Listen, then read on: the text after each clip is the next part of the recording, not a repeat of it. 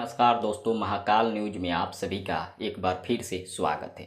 दोस्तों, काजल रघवानी को मिनटों में एक बहुत बड़ा झटका दे दिया गया है और ये झटका किस बात को लेकर दिया गया है इस वीडियो में पूरा खुलासा करेंगे।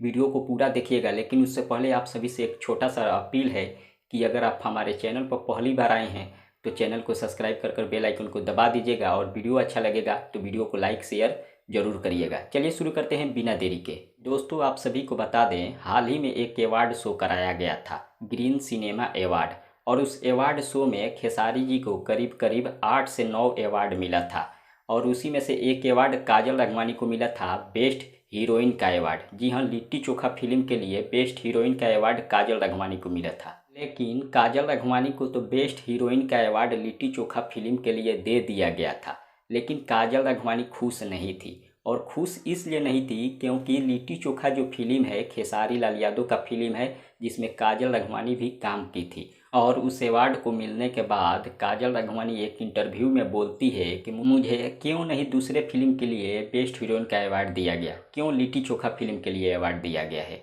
और इसी बात को सुनकर डायरेक्टर साहब और प्रोड्यूसर साहब नाराज़ हो गए काजल रघवानी से, और डायरेक्टर साहब यहाँ तक बोल दिए कि आज के बाद मैं कभी भी काजल रघवानी के साथ में फिल्में नहीं करूँगा। और प्रोड्यूसर साहब भी नाराज़ होकर अपने बहुत सारे फिल्मों से काजल रघवानी को निकाल दिए और वो सभी फिल्में खेसारी लाल यादव जी के साथ में आने वाला था, लेकिन सभी फिल्मों से काजल रघवानी को आउट कर दिया गया है। अब दूसरा हीरोइन का अनाउंसमेंट किया जाएगा प्रोड्यूसर साहब के द्वारा।